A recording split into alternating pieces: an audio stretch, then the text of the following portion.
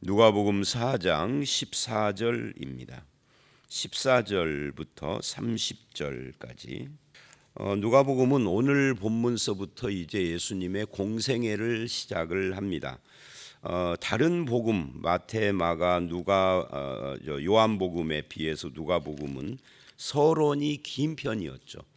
물론 그거를 다 전부 다 서론이라고 해야 할 것인가 하는 것은 좀 생각을 해봐야 하겠지만 일단 공생애 이전에 예수님에 대한 기록은 다른 복음서에는 짧아요.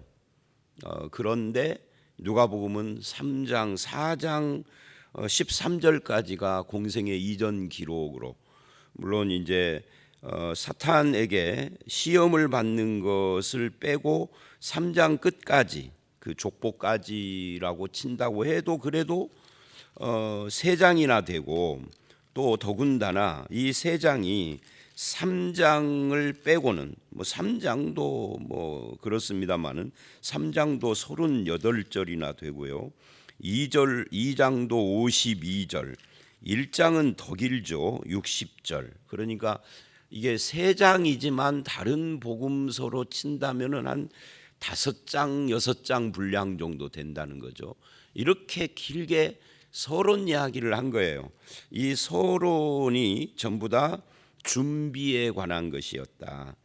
잘게 보면은 10가지, 안 그러면 5가지 정도의 이 준비, 공생애 이전에 예수님의 준비를 이야기를 하고 있는 거다. 물론 뭐 예수님 태어나기 전 이야기부터 포함을 하기는 합니다만은 누가복음 기록이 굉장히 특별한 그런 모습이에요. 요한복음 같은 경우에는 서론이라고 할 것도 없지만은 뭐 요한복음 1장 정도, 진짜 서론은 요한복음 1장 전체도 아니죠. 하여튼 1장 정도 되고요.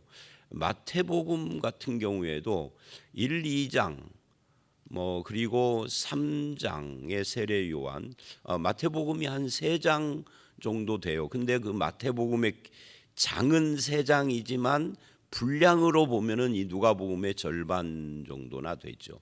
마가복음은 뭐 서론이랄 것이 1장도 다 안 채워져 있죠. 그러니까 1장 중간까지 서론이고 그냥 본론으로 들어가는. 그래서 이 누가복음이 굉장히 특별하다. 기록이 어떻게 보면 좀 지루할 수 있는 듯한 이야기들이 쭉 계속됐다라고 말할 수도 있고요. 또 한 가지 특별한 것은 우리가 그제 봤던 누가복음 마지막에 예수님의 족보가 거꾸로 된 족보죠. 마태복음의 족보는 위에서부터 쭉 내려오는 족보인데 아브라함부터, 여기는 밑에서부터 위로 올라가는 족보고, 또 아브라함부터가 아니라 하나님까지 올라가요. 인간 창조까지. 그래서 누가복음이 굉장히 특별하다.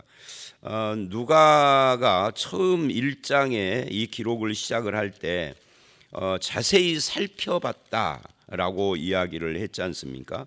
그래서 그 근원부터 자세히 살핀 것이 바로 이런 그 길고 복잡한 서론을 형성을 했다라고 그렇게 말을 할 수가 있겠죠.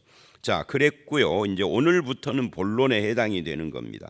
이 본론의 첫 번째 부분인데 요거를 어디까지 해당이 되느냐면 4장 14절서부터 9장 50절까지가 첫 번째 본론이에요. 여기는 특징이 공생애의 시작으로부터 시작을 해서 갈릴리 사역이라고 합니다. 갈릴리 지방에서 일어난 일들. 그래서 이 사건 중심이에요. 그리고 이 사건 중심의 핵심이 뭐냐 하면은 주로 사건이라는 것이 예수님이 일으킨 기적이나 뭐 특별한 행동들 이런 것인데, 그것은 전부 다 초점이 저가 뉘기에라는 데 초점이 맞춰져 있어요. 도대체 예수님이 누구시기에 이런 일들이 일어나느냐, 그리고는 너희는 나를 누구라 하느냐 하는 것으로 마무리가 되는 거죠.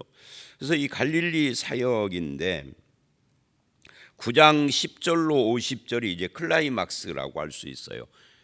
마태복음하고 비슷한 내용이죠. 너희는 나를 누구라 하느냐. 그때 이제 베드로가 주는 그리스도시다.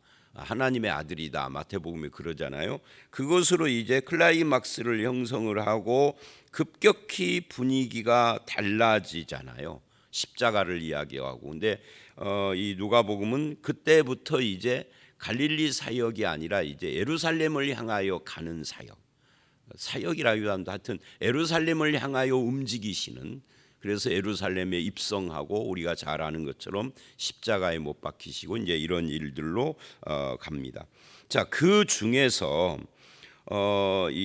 그 오늘 본문 4장 14절로 30절이 이 공생의 시작 갈릴리 사역의 첫 번째 내용인데, 거기 14절을 보면은 14절 15절 이제 16절서부터는 그 나사렛에서 일어난 일들을 기록하고 있는데 14, 15절은 서론격입니다.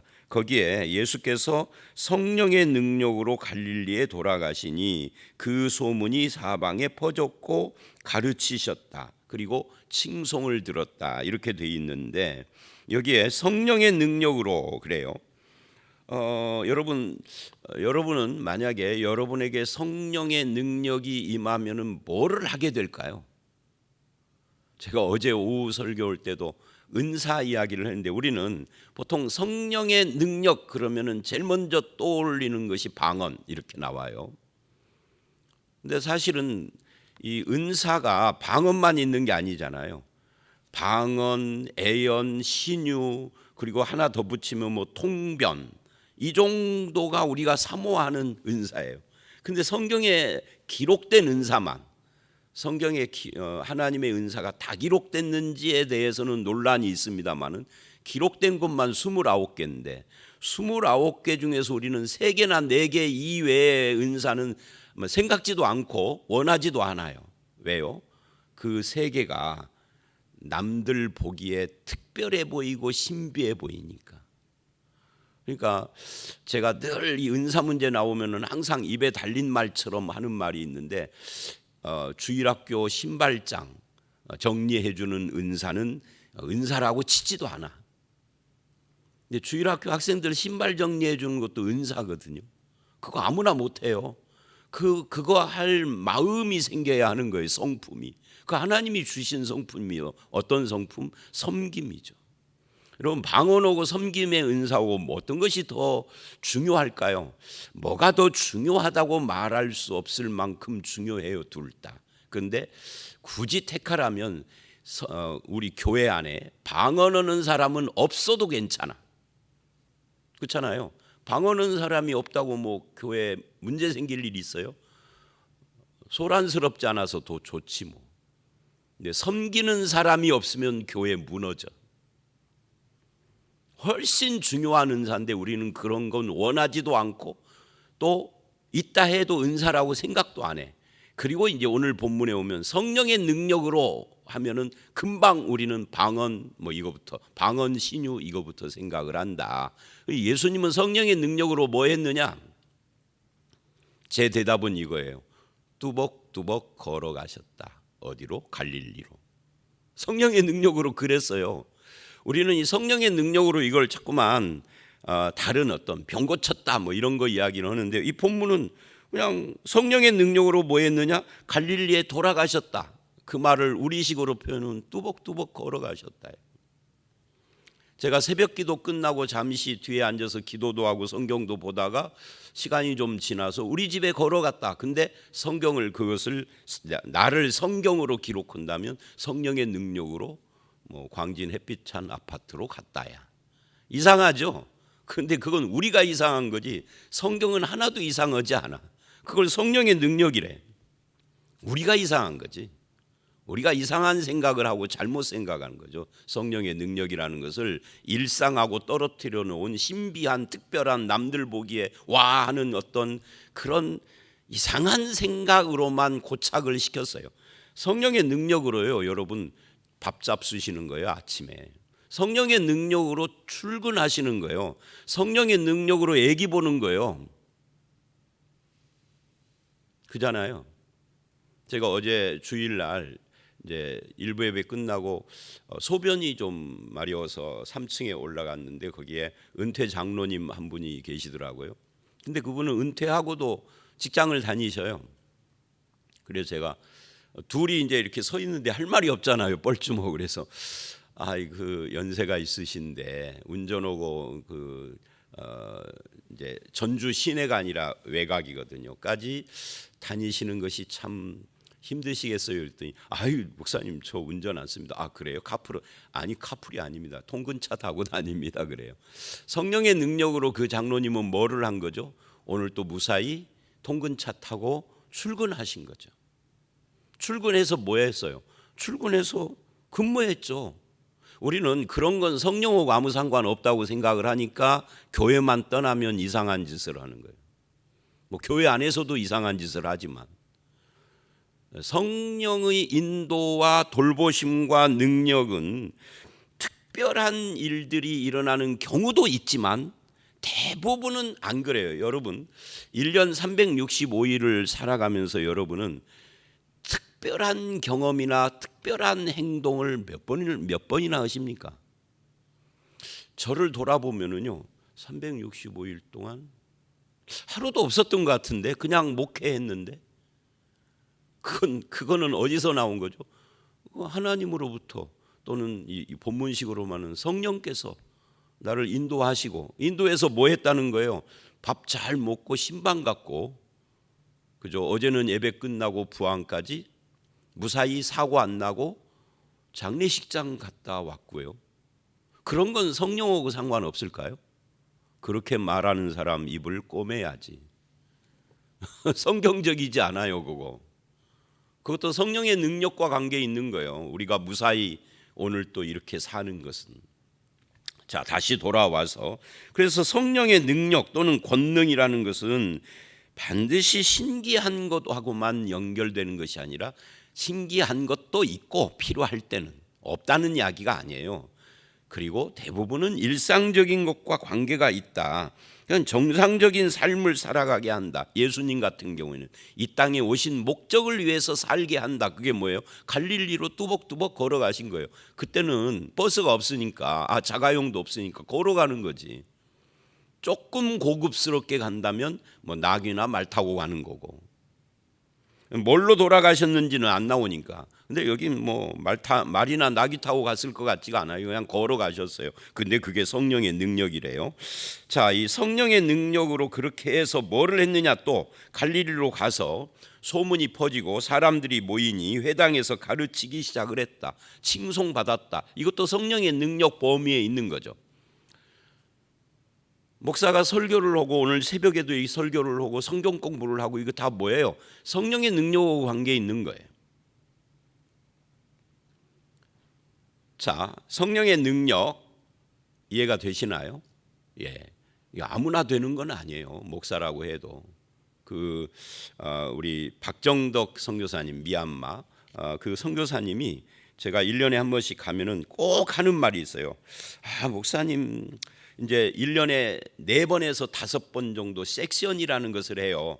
일주일 정도 미얀마 목회자들을 이렇게 한 100명 이렇게 모아놓고 성경 강해가 아니라 강의를 하는 거예요. 강의 한 권을 뭐 이번에는 누가복음, 뭐 다음번에는 무슨 빌립보서, 그 다음번에는 계시록, 로마서, 뭐 창세기, 출애굽 이런 거.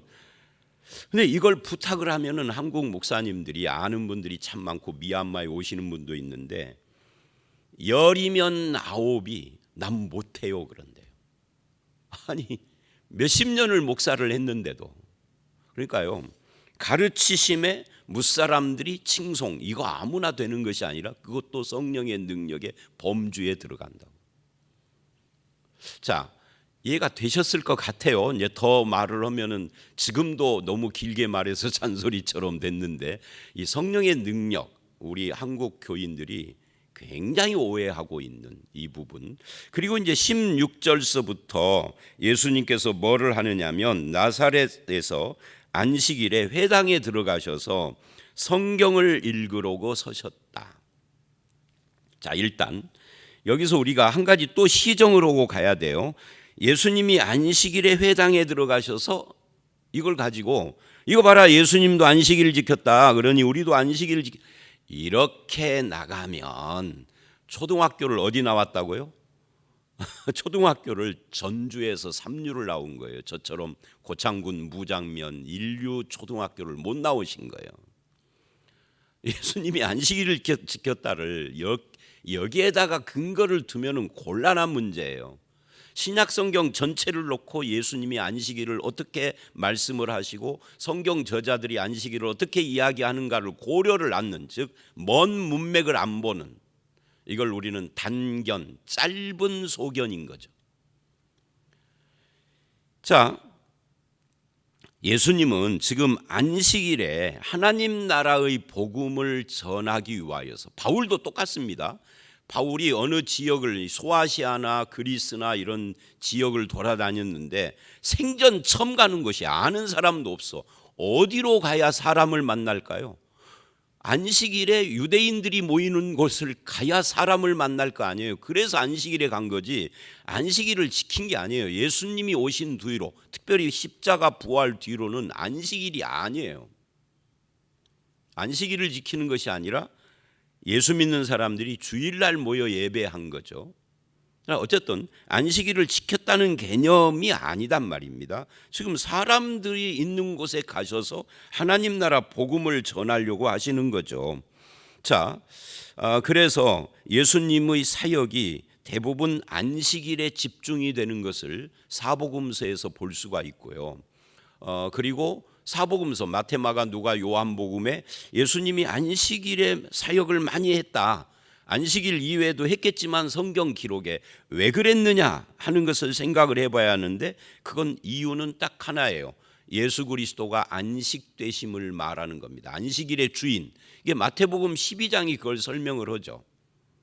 예수님은 안식일을 지켜야 된다라고 안식일의 메인자가 아니라 안식일의 주인이 되셔서 안식일을 지켜도 안식이 없는 사람들에게 안식 주려고 이 땅에 오셨고, 그 방법이 뭐예요? 성육신, 십자가, 부활이라고요. 왜?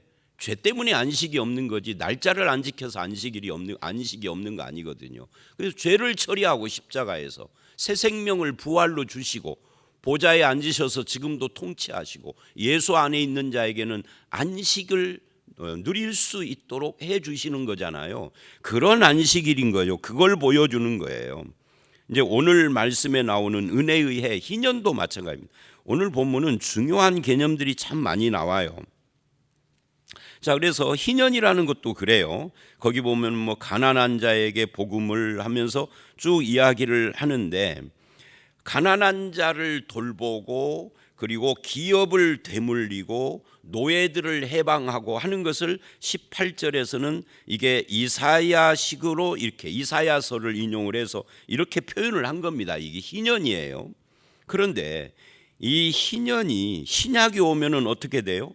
이렇게 이야기를 합니다. 21절에 이 글이 너희 귀에 오늘 응하였다. 그러니까 희년, 구약이 말하는 이 희년이 예수님에게 응하였다는 거 뭐예요? 성취됐다. 그래서 예수님 이후에 우리는 희년을 지키는 것이 아니라 복음 안에 있는 거예요. 복음 안에 있으면 희년이 갖고 있는 모든 것이 거의 성취돼서 있는 거예요. 다시 또 희년을 지킨다 이런 건 없는 겁니다. 희년을 지킨다 그러면 예수님이 성취한 이걸 부정하는 거나 비슷한 거예요.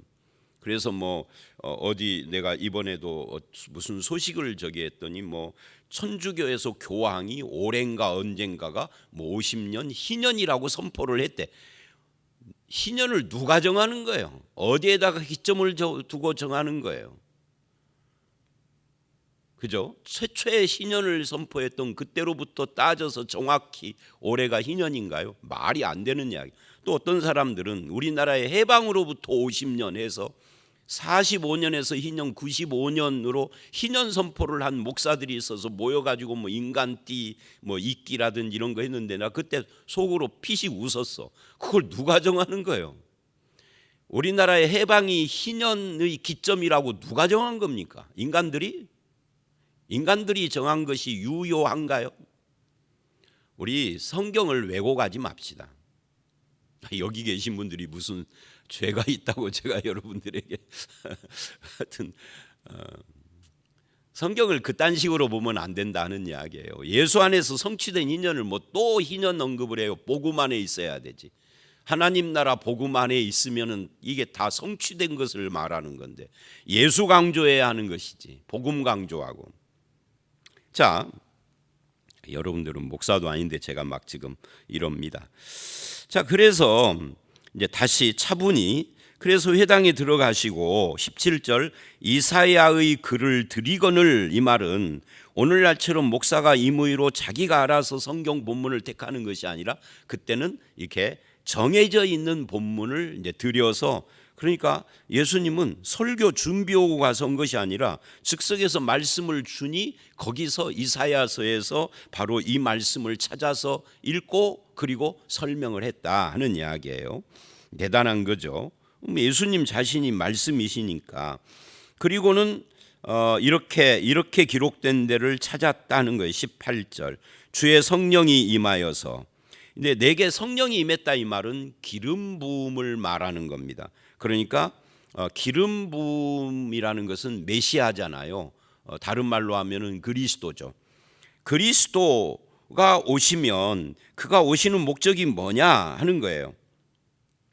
겉으로 나타나는 것은 기적을 일으키고 치유, 신유의 사역을 하고 이런 놀라운 신비한 기적을 일으키는 것들을 했지만 그것은 겉으로 나타난 수단이에요.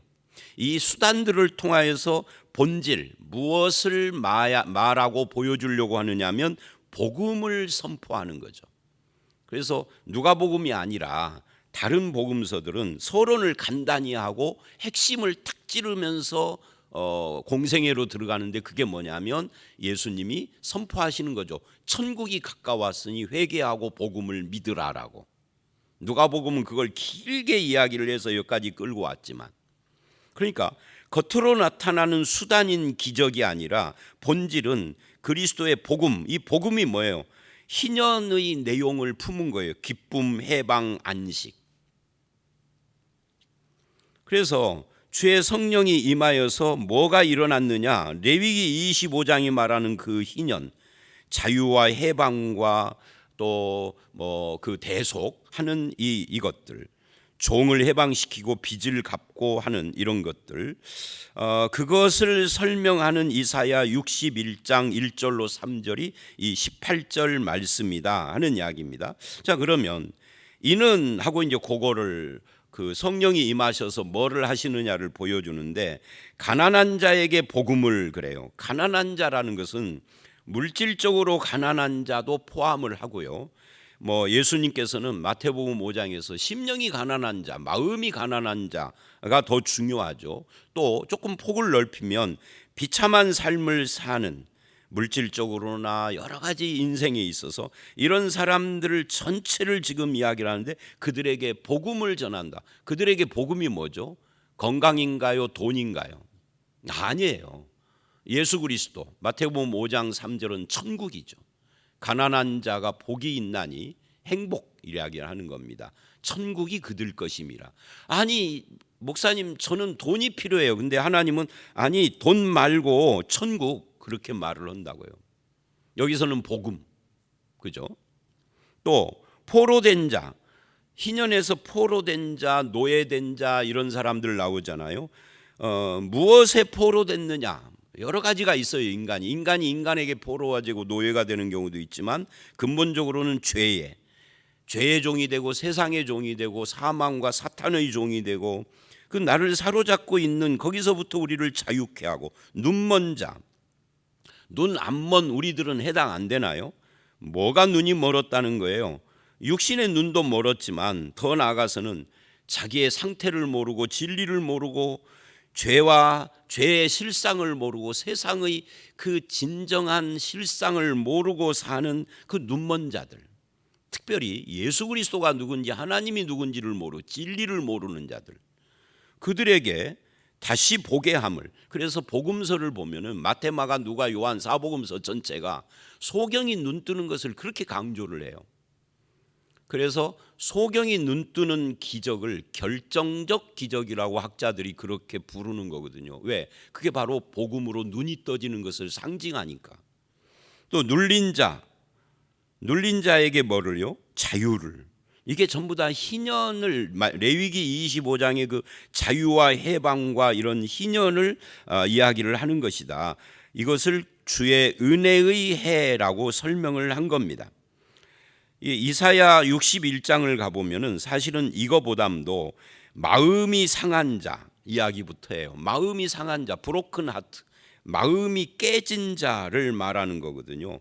또 갇힌 자도 나오고요. 이사야 61장에는 은혜의 해는 신원의 날이라고 그래요. 이게 이렇게 좀 의역을 여기서 한 거죠. 그러니까 예수님이 오신 것 자체가 희년의 성취다를 보여주려고 이런 말을 하는 겁니다. 그래서 이 글을 읽고 다 예수를 쳐다보니 예수님이 설명을 했는데 설명한 내용이 길겠지만 다 약해버리고 핵심이 이거다는 거죠. 이 글이 너희 귀에 응했다, 성취됐다. 어떻게? 내가 왔다 하는 거예요. 예수님이 오신 것이 바로 성취다 하는 이야기를 하는 거예요. 이게 설교의 요점이라는 거예요. 자, 그렇다면 오늘 우리는 예수가 오셨을 뿐만 아니라 우리 안에 나와 함께 계셔요. 그럼 뭐죠? 예수가 나와 함께 계시는 것이 복음이고 이게 구원인데 그거는 희년이 성취된 거라고요. 또 우리가 희년을 날짜 정해서 또 지키는 것이 아니라 이미 희년 속에 있는 거예요. 아니, 희년이라는 것은 작은 개념이고 큰 개념은 복음이라고요. 복음 안에 다 있는 거라고요. 근데 사람들이 복음 그러면은 맨날 들었던 것이라 시시해. 그래서 그러잖아요. 목사한테, 목사님 이번에 뭐 어디 다른 데서 강사 오신다면서요. 우리는 맨날 쌀밥 먹었는데 이제 잡곡밥도 뭐 좀 먹어봐야죠. 맛이 좀 다른 거. 이런 말을 하는데